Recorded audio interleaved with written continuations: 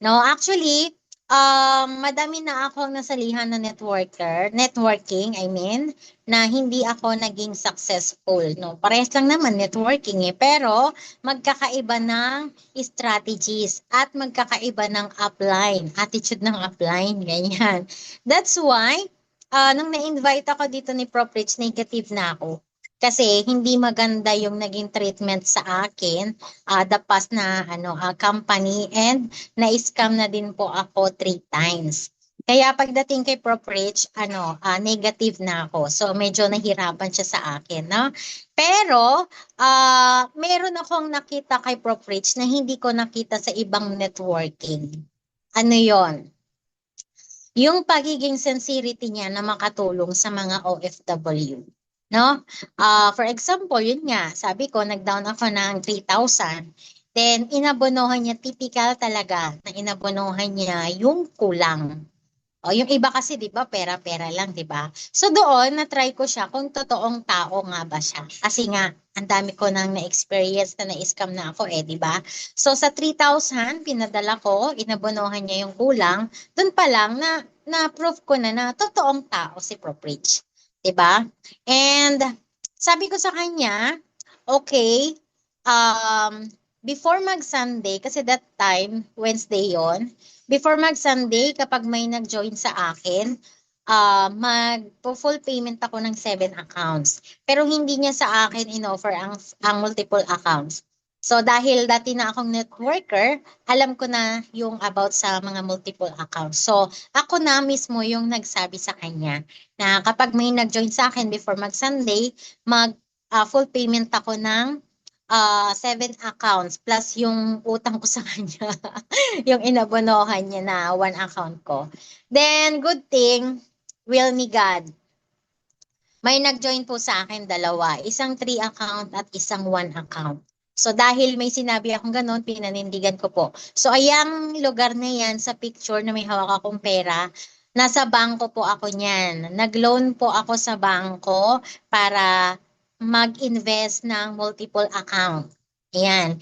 And naisip ko kasi, every time na uuwi ako ng Pilipinas, wala akong pera. So para magkapera ako, naglo-loan ako sa bangko. So yung niloloan ko po sa bangko is worth 100,000 pesos. No, hindi HKD ha. 100,000 pesos. So sana pupunta yung 100,000 na niloan ko, 'di ba? Tinatai lang ng mga relatives, friends, no, na inuuwi ko dito sa Pilipinas, then wala namang bumabalik sa akin, no? So kaya naisip ko, what if mag-loan ako ngayon, i-invest ko sa negosyo, may babalik pa. And good thing, tamang tao naman yung napuntahan ko. Kaya sinugal ko na din yung sarili ko na mag-loan ulit sa bangko. Pero nakakatuwa kasi yung niloloan ko sa bangko, pang-uwi dito sa Pinas ay 100,000.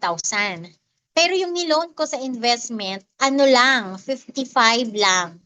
May sukli pa kasi 53,000 lang yung investment ko eh. So 55 yung niloan ko, may sukli pa, di ba?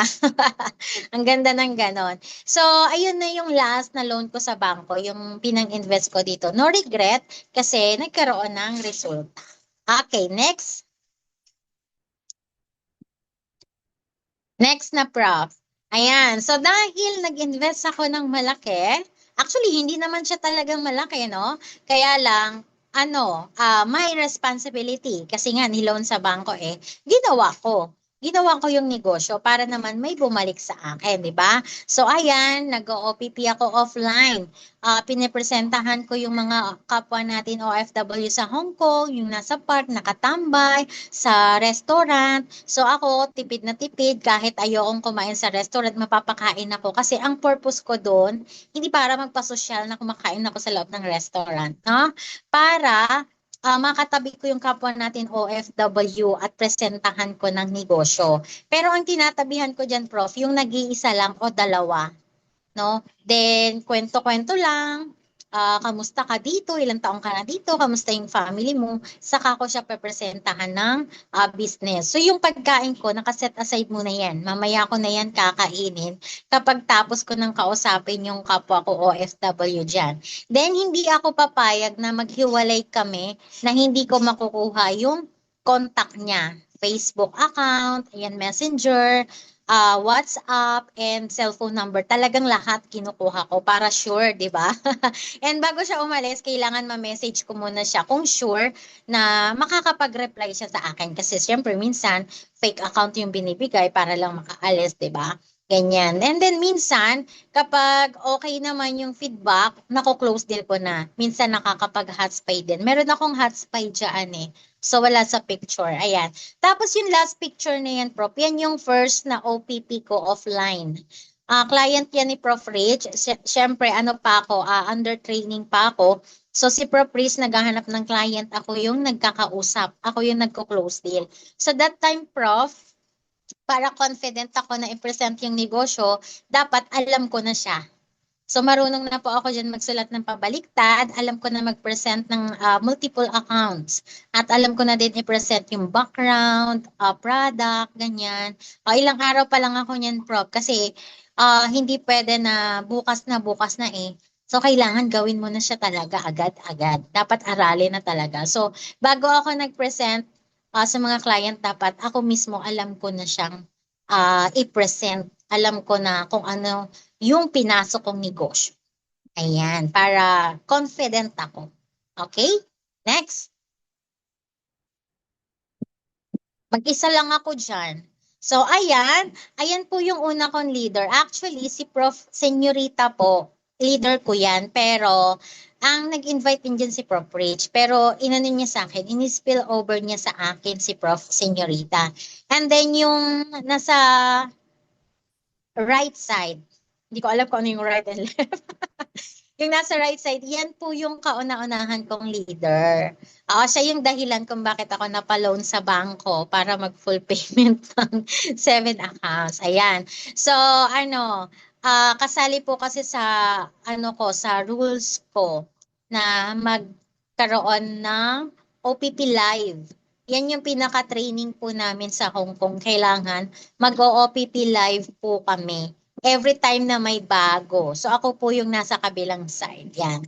So every time may bago, dapat dadaan ka na mag-OPP live. Lalo na sa mga mahiyain po, pinupush ko talaga sila na mag-OPP live para mabus yung pagiging mahiyain nila. Ma-develop yung personality nila, ganun. At meron din silang confident na i-present yung negosyo, hindi lang sa isang tao, no? Kung kani-kaninong tao at sa maraming tao. Ayan, next. Ayan, so ayan na nga sila, yung mga nagpadala ng pera. Ayan, nag-invest. Nakilala ko lang sila sa park. Ayan, mga nakatambay. Ayan yung na-hotspy ko, yung nasa gitna, sa baba. Siya yung na-hotspy ko na mag-invest. Nakilala ko lang din siya sa loob ng McDo. Chinika-chika ko lang siya. Yan, kaya ko siya na-hotspy dahil sa product. Gusto niya mag-take ng product kasi matagal na siya dyan sa Hong Kong and medyo may edad na, so marami nang nararamdaman. Kaya na-hotspy ko siya. Yan. Tapos, ayan yung first picture. Na-amaze lang ako kaya ginawan ko siya ng collage kasi yan yung nagpadala ako, then ni-receive ni Prof. Rich. Same day. Ang nakakatuwa doon kasi same din kami ng damit. Unexpected. Kaya natuwa ako kay Nolage ko siya, sinama ko siya dyan. So, ayan yung mga, direct ko po yan silang lahat. No? Then, ang maganda dun, Prof, dahil ako naka-multiple accounts, so lahat po ng leader ko sa Hong Kong, naka-multiple accounts din po sila lahat. So, yun, madadaanan natin yan nandyan sa picture. Mga naka-multiple accounts. Next po. Ayan na nga yung andyan pa pala. Okay, next na yan, Prof. Ayan, so dahil nag-pay in na sila, pinadala na yung package dito, dinistribute ko na. Ayan, dineliver ko na kung saan sila pwedeng i-meet. Ganyan. Ako lang po mag-isa. Kasi that time pandemic po, so yung mga new leader, konti pa lang naman, ilan, siguro 5 pa lang kami noon, ganyan. hindi sila pinapalabas. So ako po kasi laging pinapalabas kahit may pandemic or malala yung virus sa Hong Kong. Pinapalabas ako ni Amo. So kaya, ayan, minimit ko lang po sila sa MTR. Yung iba din dyan, hindi naman off. Minimit lang nila ako sa MTR para kunin yung package nila. Kaya ang dami kong napupuntahan mag-deliver lang ng package. So hindi ako nahihiya. Lahat yan bit-bit ko po. Hindi ako nahihiya na bit-bitin kahit saan. Yung iba kasi nahihiya, Prof. O bakit natin ikakahiya yung negosyo natin? Eh dito tayo nabubuhay. Dito tayo kumukuha ng source of income, 'di ba? So dapat be proud. Okay, next. Next po. Ayan, ang ganda 'di ba? At ano yan, 2020. Nag-join po ako 2020 January. Ayan, January 3, ako nagpadala ng 3,000. Oh, lucky number 3. January 3, nagpadala ako ng 3,000 kay Prop Rich. Then, na-encode ako, I think, January 5, ganyan. So, ang dami kong na-try na mga strategy sa Hong Kong para mabilis lumaki yung grupo natin sa Hong Kong. Pero, yung iba doon, syempre, trials, no?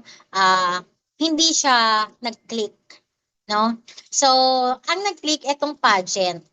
So, paano ako makakapag-organize ng pageant ko ako mismo walang experience and walang kahit anong idea.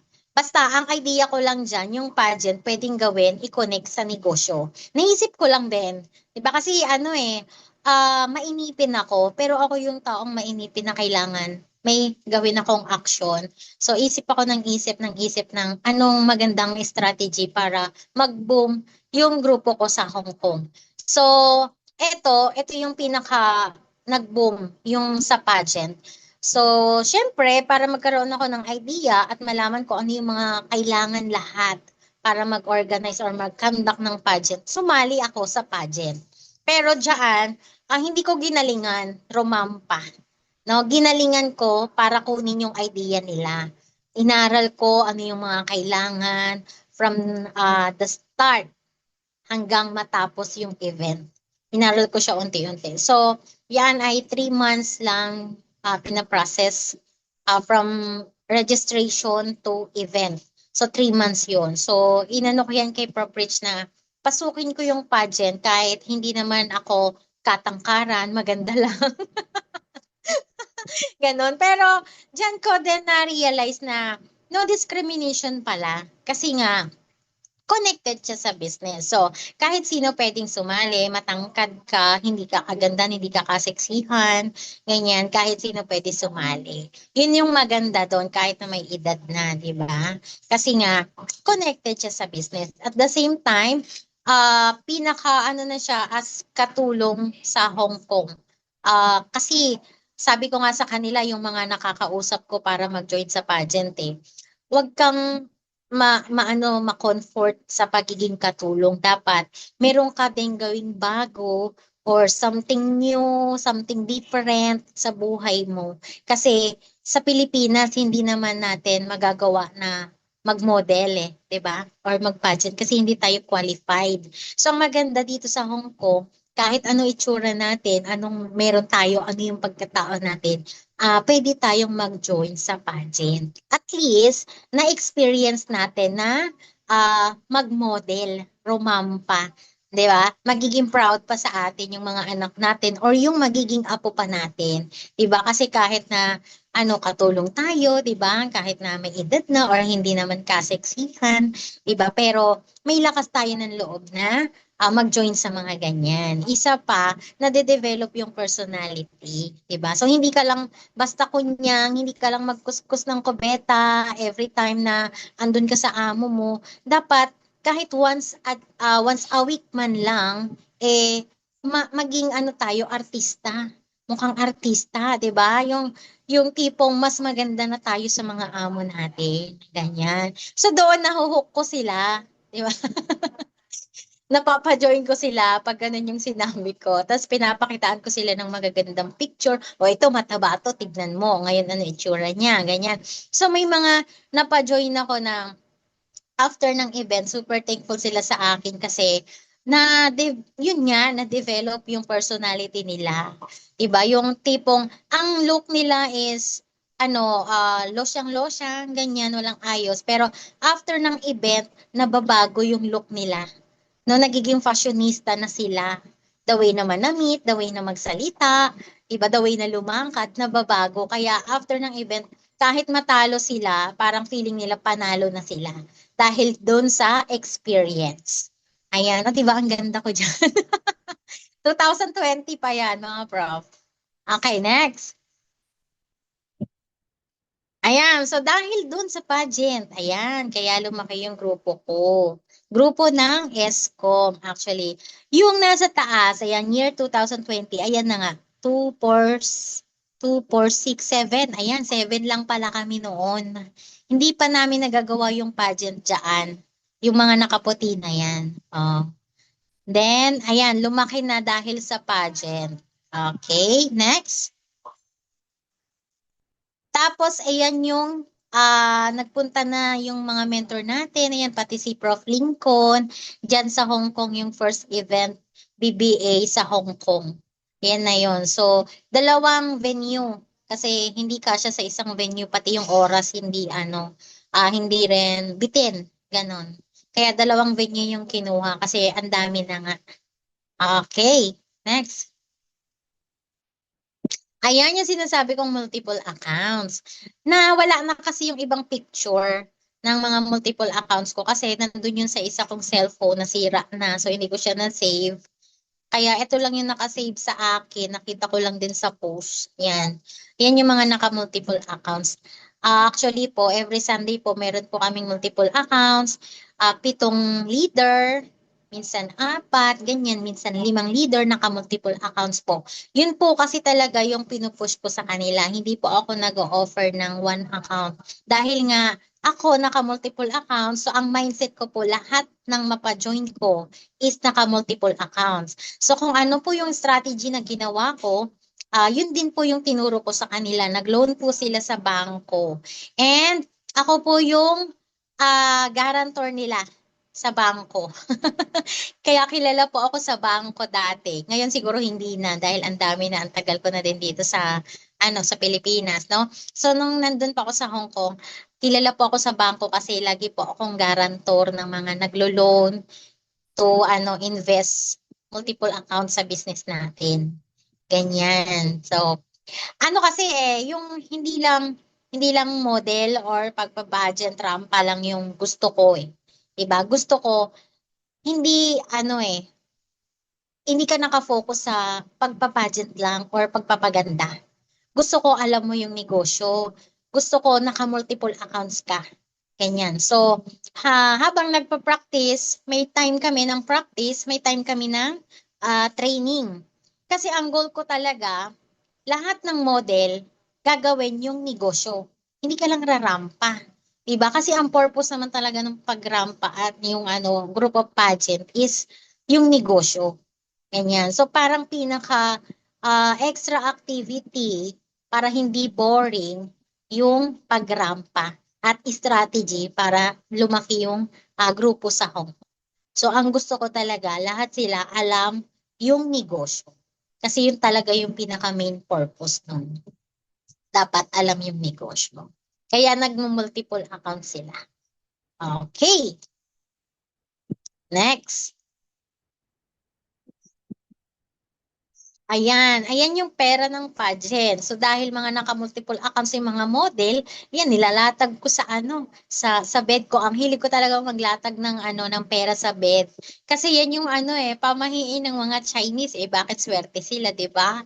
O actually wala namang swerte, tayo gumagawa ng swerte natin. Pero dahil nakikita ko ang daming Chinese na successful, kaya ginagaya ko yung iba nilang ginagawa. Like yung paglalatag ng pera sa bed. Minsan hinihigaan pa nila yan. Ako nilalagay ko yan sa ilalim ng una, di ba? So worth it naman, di ba? Ginaya ko, ginawa ko kasi successful naman yung mga gumawa niyan. Kaya ko ginaya. So ayan, nilalatag ko talaga siya sa bed. O mga multiple accounts yan plus pera ng pageant. Oh, yan, naban ako sa remittance kasi ang dami. So yung mga leader ko, hinati-hati ko yan para i-remit dito kay Proper Rich. Ganun kasi hindi kinaya ng remittance ko. Naban ako. Ganun. Okay, next. Oh, dahil busy ang kunyang. Ayan, 2:30 a.m. na ako natutulog kasi ang tapos ng work ko, regular 11 p.m. Pero kung may bisita si amo, 1:00 ng madaling araw ang tapos ko sa work. So yung 1:00 na yun, maliligo pa lang ako noon. Sa Hong Kong kasi mga prof, hindi pwedeng, hindi ka maliligo bago matulog. So kahit pagod na pagod ka, maliligo ka pa din. Yun kasi yung ano nila doon, rules nila sa loob ng bahay. Kahit pagod ka, kailangan maligo. So, yun, kahit madaling araw, ligo.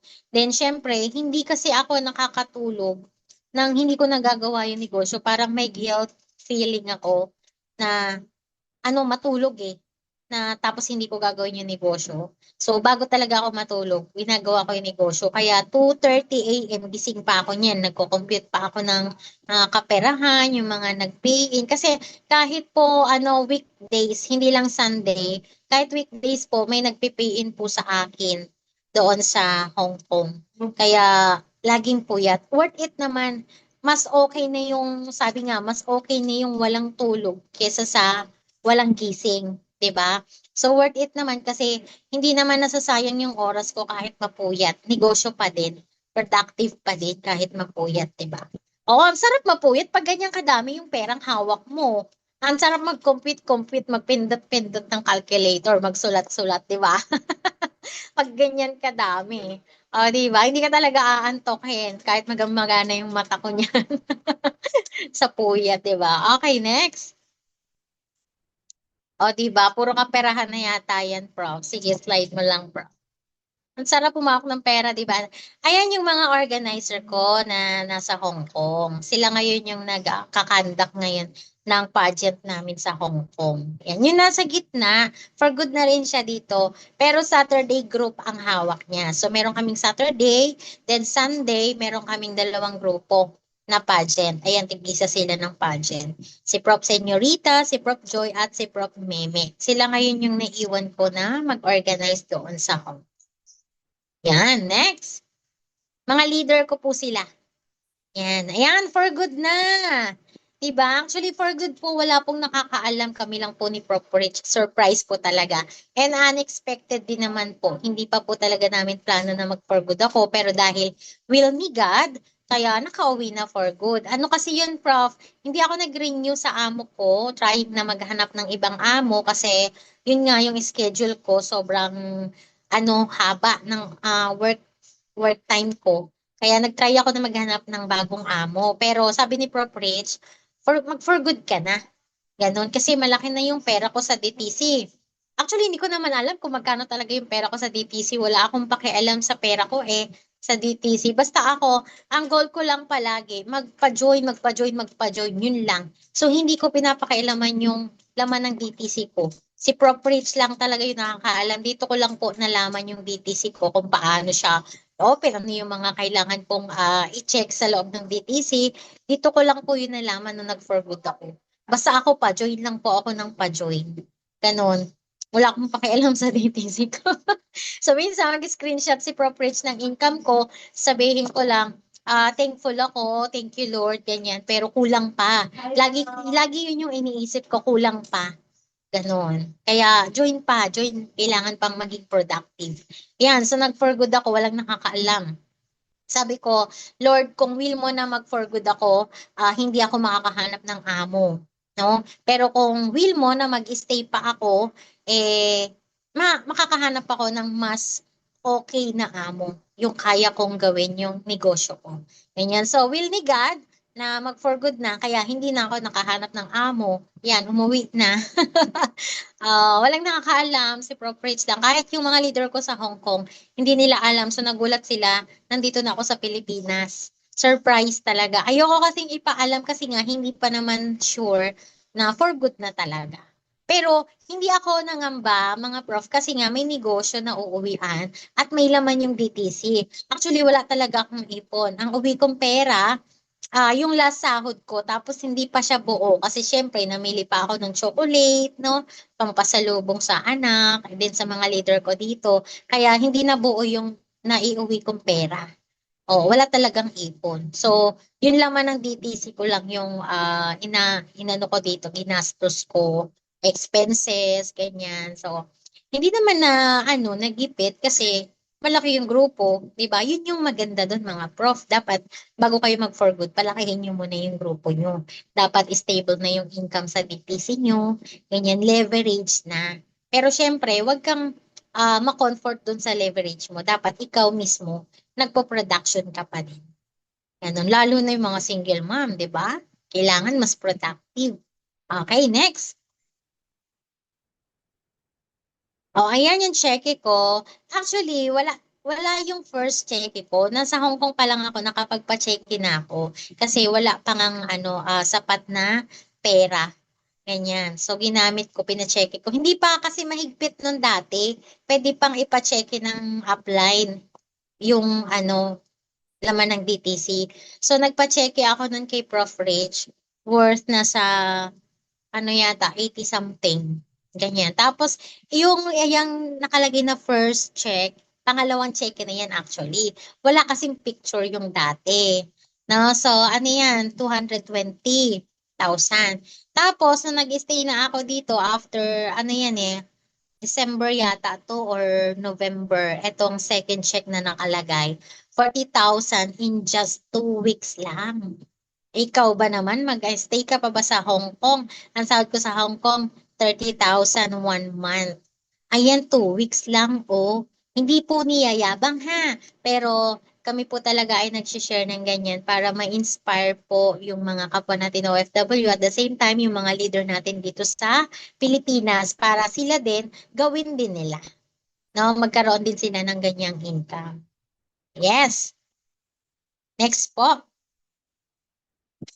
Ayan na yung pinakahihiling ko. Isa din kasi sa mindset ko mga prof, umuwi for good kasi ayokong tumanda sa Hong Kong na hindi ko kasama yung mga anak ko. Isa pa, separated ako, no? Mga babae yung mga anak ko. So, nagpray ako kay God na bigyan niya ako ng magandang opportunity na pwede ako mag-stay dito sa Pilipinas kasama yung kids ko. So, ayun, mabait si Lord sa atin. Binigay niya yung magandang opportunity na sinend niya sa akin si Prof. Rich na naging way para makatulong sa akin gawin yung ganitong negosyo at makauwi for good. Ayan, dream, goals, yan, and pray na mangyari. And nangyari. Yan, kasama ko na sila para lang kami magkakapatid. Ganyan. Next. Ayan, yung first gala ko dito. First time kong nag-talk sa harap ng mga mentors. So, andyan din si Prof. Lincoln, si Mentor Zaro, ganyan, and iba pang mga coaches sa ibang team. So, first time ko yan, medyo kabado. Sanay kasi ako na mag-talk lang sa mga model. Ganyan. So, ayan, first time ko kasama yung mga iba't ibang grupo, malaking grupo. Yung nasa picture po, mga onliner ko yan. O, di ba? Ganyan kadami onliner ko nung umuwi ako. So, dapat yung mga nasa abroad, yan po ang i-goal nyo na bago kayo mag for good, dapat may malaki kayong grupo, local and international para hindi ka na mangangamba na what if wala kang kitain, ganyan. Wala ka talagang kikitain kung wala kang grupo. Wala ka talagang kikitain kung hindi mo siya gagawin. So, kailangan gawin. Dapat may action. Pinaka-importante yun. Hindi ka basta mag-attend lang ng training, ganyan, mga meeting. Dapat may action. Okay? Next. Ayan, miniting ko na sila. Oh, dati mini-meeting ko sila sa Zoom lang. 'Di ba? Ngayon personal na. Oh, ayan sila mga gwapito. Oh, di ba? Next. Ayan yung 5 months program. So, hindi lang sa grupo ko nakakapag-share ako, pati sa ibang team under 5 months program. Oh, di ba? Okay, next. Ayan, so dahil ginawa yung negosyo, kaya nagkaroon ng mga achievements and award. Napaka ano ko po sa mga awards ko, actually naka-display siya dito sa hub ko. Sobrang treasure. Kasi nung nag-aaral po ako, kahit most punctual, kahit anong klaseng most, wala po ako. Hindi po ako naka-receive. Pero lagi lang ako nag-i-imagine na kapag may honor yung mga classmate ko, ini-imagine ko na meron din ako. Ganon. Powerful yung imagination, di ba? So, ini-imagine ko yun na akit din ako ng stage, ganyan. Pero hindi po yun nangyari sa school ever since. Wala po ako talagang award sa school. No? Pero God is really good. Mas binigay niya para sa akin yung mas malaking award at hindi sa school mangyayari sa MOA Arena, 'di ba? Yung napupuntahan ng mga artista. Sa akala ko dati mga artista lang yung nakakapunta doon. So pati pala tayo mga ordinaryong tao pwedeng makapunta doon at bibigyan ka pa ng malaki at special na award. Yun pala yung sa akin ni God, preparation ni God. Hindi ka sa school a-awardan, sa company. O, di ba? Mas appreciated. Kaya kung kayo prof, may prayer kayo na hindi pa nabigay ni Lord, ibig sabihin may mas malaking blessing na ibibigay sa inyo si Lord. Just wait for the right time. Ayun. Okay, next. Di ba? May mga award na top 10, ganyan. Sa Hong Kong, wala po kaming ganyan nung nasa Hong Kong pa ako kasi nga pandemic. Hindi pa pwedeng bumaba yung mga mentors natin doon. So kaya nung natapos yung pandemic, nag-schedule agad si Prof. Rich na puntahan yung Hong Kong para doon magkaroon ng mga events and award. Kasi nung umuwi po ako, Prof, kakatapos lang ng pandemic noon and nakamas pa, hindi pa pwedeng walang mask. So, hindi pa welcome na mag-travel that time nung umuwi ako. Pero good thing, kasi nung nagka-event sa Hong Kong, hindi na ako yung binibisita, hindi na ako yung kasama para bisitahin. Ako na din po yung isa sa bumibisita sa mga leader natin sa Hong Kong. Ayan. So, nakasama na rin ako mag-travel sa Hong Kong. And alam nyo ba, 7 years ako sa Hong Kong, hindi ko narating yung Big Buddha, hindi ko narating yung Macau. 7 years ako dun kasi puro trabaho talaga. Wala pa kasi ako sa business mga prof. May mga sideline na ako. No, kasi single mom nga eh. No, ang sideline ko doon, yung nagtitinda ako ng mga pagkain na sa loob siya ng trolley bag, water bottle, soft drinks, kape, tinapay, ganyan. Nilalako ko yun sa mga kapwa OFW. And naglilinis po ako ng kuko, manicurista po ako doon sa Hong Kong. Yun po yung sideline ko dati nung wala pa ako sa business. Then, doon ako nakilala ni Prof. Rich.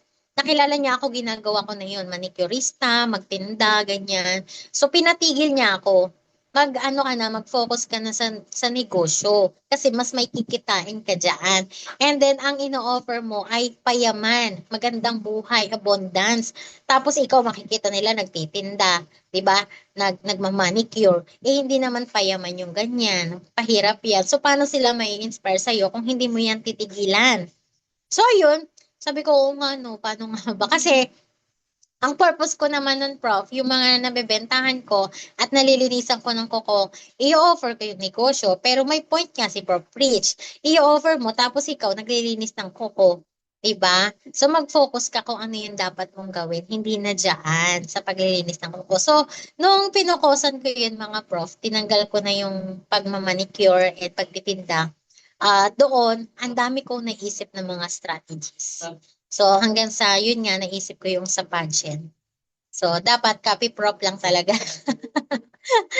Okay, next. Next po. Ayan, ito yung pinaka-last na award ko, Gold Executive Prime. Diba? Yearly may award. Ang ganda ng gano'n, di ba po? Tapos sa school, walang award. Okay, next po. Sama ko yung mga mentors. Ito yung pinaka-best. Ito yung nakipag-meeting kami sa ating CEO and mga training group ng company natin. Ayan si Dr. Ed. First time kong magkaroon ng picture kaming dalawa ni Dr. Ed. Diba? Ayan si Sir Arnel Limpid. Yan, si Coach, sino nga to? Nakalimutan ko yung pangalan niya. Then, si Up Mylene. Pero siya yung nag-ano sa akin. Si June Espinosa. Ayan, naalala ko na si Sir June Espinosa. Then, si Up Mylene. Ayan, first time kong nagkaroon ng picture na kaming dalawa lang. And nakaka-proud kasi hindi lahat nakakausap sila one-on-one, di ba? O, diyan nakausap namin sila one-on-one. Diba? Napaka-proud. Kayo na po ang next. Ayan. Okay, next po. Tapos, ayan yung sinasabi kong award. Actually, konti pa yan. Nadagdagan po kasi andito sa harap ko. Ano, hindi ko alam kung paano ko mapapakita. Ayan. Bumili ako ng divider na kasya lahat. Actually, hindi pa rin kasya lahat. Kaya lang ang hirap kasi maglipat-lipat. Kung malaki tapos hindi na siya malagyan ng table pa, kung may mag-online pa, ganyan. So, kung ano na lang yung kasya, yun na lang yung nilagay ko. Nakatago na yung iba. Bumili ako ng mas magandang divider. Hindi yung kulay pink na yan. Yan. Okay, next po. Ayan, nag-ano po ako, nag-add ako ng market. Hindi lang Pinoy, hindi lang OFW or full-timer dito sa Laguna. Nag-add ako ng ibang lahi. So siya po yung kauna-unahan kong leader from Australia. Nagtatrabaho sa Australia pero PNG siya. Nationality niya PNG. Siya yung kauna-unahan kong leader na ibang lahi. Then may mga upcoming pa po. Yan, thankful ako sa Acer kasi sa kanila po kami kumuha ng mga tips and ideas paano makapagpa-join ng ibang lahi. And now, yun, ina-apply pa din namin. Pero nag-OFW pa din po ako kasi ano, um, may mga oras na hindi namin makausap yung mga ibang lahi kasi nga may trabaho sila, ganyan. Kaya yung mga oras na hindi namin sila makausap, OFW po yung target din namin. So, wala pa din nasasayang na oras, di ba? Okay, next. Meron pa ba? Ayan, ito yung maganda. Ay, hindi ko po to na-experience nung dalaga ako, yung mag-travel. Ang ano ko po noon is school, bahay, or nung nagtrabaho na ako, trabaho, bahay. Never ko pong na-experience na mag-travel. Inaaya ako ng mga pinsan ko noon dati.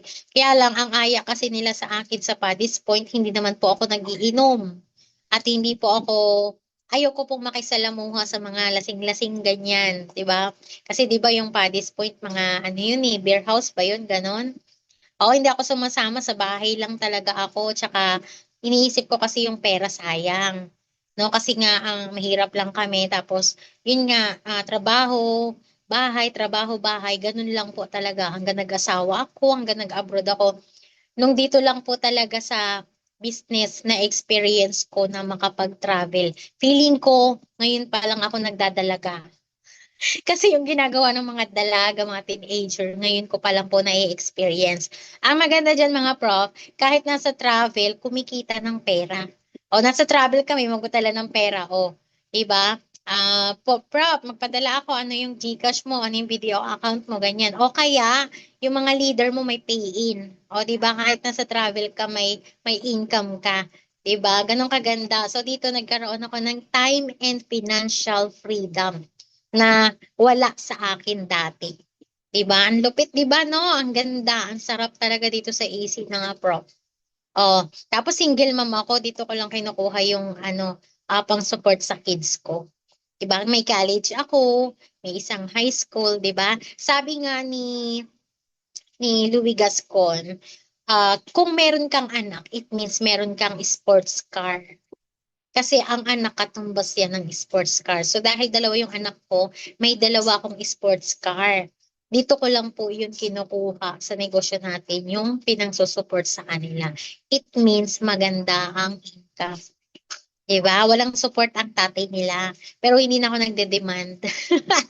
Wala nang ganun-ganun. Bahala na siya. Kung mag-support siya, thank you. Kung hindi, thank you pa din. At least bless. Diba? Binibless tayo ni Lord. Yan, next. Oh, di ba? Sige, Prof, slide mo na kasi puro travel na yan. Hindi ko na na-update, may travel kami nung sa Mount Pinatubo. Ah, di ba? Hindi ko yan na-experience dati. Oh, imagine, 7 years ako sa Hong Kong pero mas na-enjoy ko nung nag-travel ako kasi feeling ko turista talaga. Turista talaga, di ba? Kasi yung sa Hong Kong, kahit mamasyal ka, katulong ka pa din. 'Di ba? Pero that time, sabi nga ni Prof. Rich, parang first time mo sa Hong Kong. Sabi ko, yes, Prof, first time kong gumala sa Hong Kong. Kasi 7 years ako doon, trabaho, trabaho pa din kahit day off. Nagtatrabaho pa din ako. 'Di ba? Kaya nag-enjoy talaga ako niyan. Kaya sabi ni Prof. Rich, parang first time ko daw.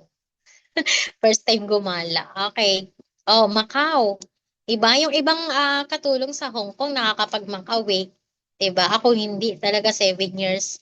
Talagang trabaho. Puro trabaho lang talaga. Ngayon ko lang nai-enjoy nung andito na ako sa negosyo. Next. Ayan. O, tignan nyo. Nung umalis po ako mga prof, ganyan sila kaliit. O, diba? Tapos nung umuwi ako, yan magkaka-height na po kami. Oh, ang gusto ko po kasi mga prof, yung damit naming tatlo magkakaparehas palagi. Oh, kaya ayan, para kaming triplets. Tapos yung last picture, actually inedit ko lang po yan. Yung picture ko na nandyan. Dibu yan nung anak ko. Ito yung hindi ko makakalimutan. Ayan sa mga OFW, no? Um, nung nagdibo yung anak ko, yun nga pandemic, hindi ako makauwi. So yun sabi niya sa akin, hindi ko makakalimutan, medyo emotional, no? Sabi niya sa akin, Mami, hindi ko kailangan ng madaming handa, garbong, birthday. Ang kailangan ko ikaw. O, di ba? Pero ano, pinigil ko yung iyak ko nun kasi ayokong emotional siya, pati ako emotional din, di ba? Parang dinadaan ko na lang sa biro, pero after namin mag-usap, talagang tumulo ang luha ko. Kasi sabi ko naman sa kanya, wala tayong magagawa kasi pandemic, di ba? O pinayagan naman ako ni amo, kaya lang pandemic, wala talagang magawa. No, pero emotional talaga. So, yung nakaupo dyan sa kinauupuan ko, ano, yung tatay nila yung tatay nila yung nakaupo dyan, dinilit ko. Pinalitan ko ng picture ko. O, di ba? Ayan. So, ayan, dibo niya yan. So, ganyan na nung umuwi ako, magkakasing laki na kami. Pre-parehas pa din ng damit. Di ba? Next po. Ayan na nga yung before and after. So, nung nasa Hong Kong ako, ang dala-dala ko lagi ay sakong bag. Tapos, yan, nakasombrero, balot na balot, ang nakasukbit sa ganito ko yung pamalengke na bag. Then, may plastic pa. Hindi ko na alam kung ano yung laman ng plastic na yan. Kaya balot na balot ako, prof. Naglalakad kasi ako 2 station para makarating sa palengke. 2 station ng train. Naglalakad ako sobrang init. Kaya balot na balot ako dyan. O tapos nakapag for good, yung sako prof napalitan ng Jor na bag. O, di ba social na Jor na, hindi na sako. And may nakasabit na pulang sash. Tapos naka-gown pa. O, di ba? O, before and after, ang ganda. Actually, hindi ko alam kung bakit ako may picture na ganyan, yung nakasako. No, hindi ko alam. Basta nakita ko lang siya sa, sa gallery ko. Tapos yun nga, naisip ko na, pwede ko tong i-before and after. 'Di ba? Ang ganda ng pagkakataon.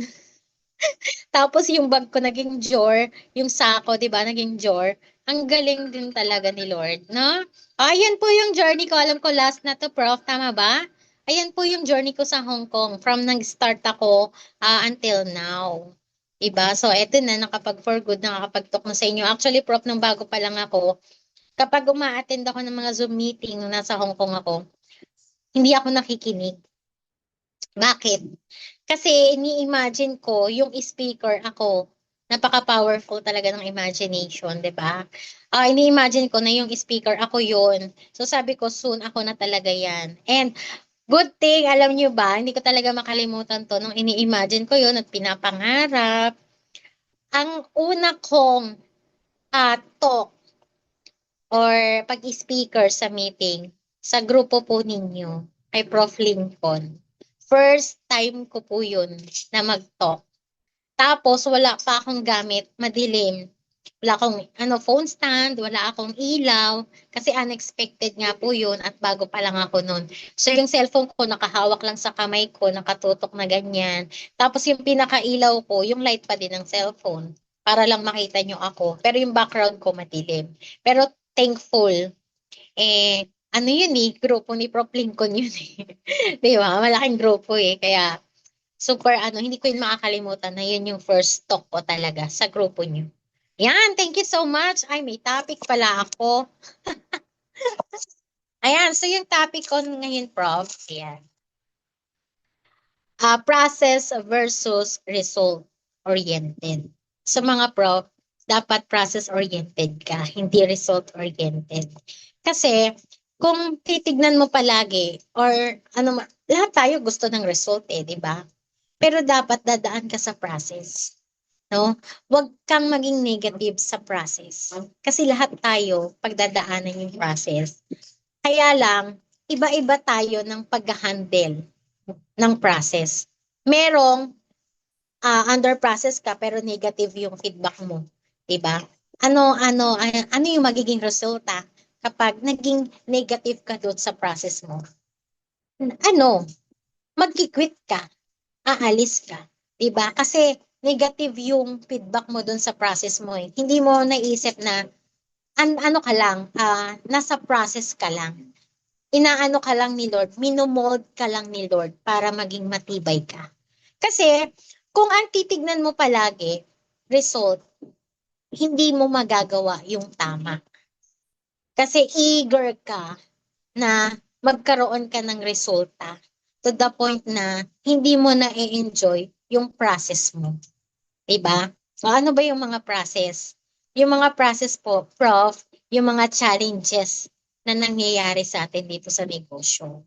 Like, lagi kang nare-reject, wala kang pay-in, pero ginagawa mo naman yung best mo. Diba? Nauubusan ka ng leader, nagkikwit yung mga leader mo, yung mga close deal mo, binablock ka, pinapaasa ka. Diba? That is process. Okay?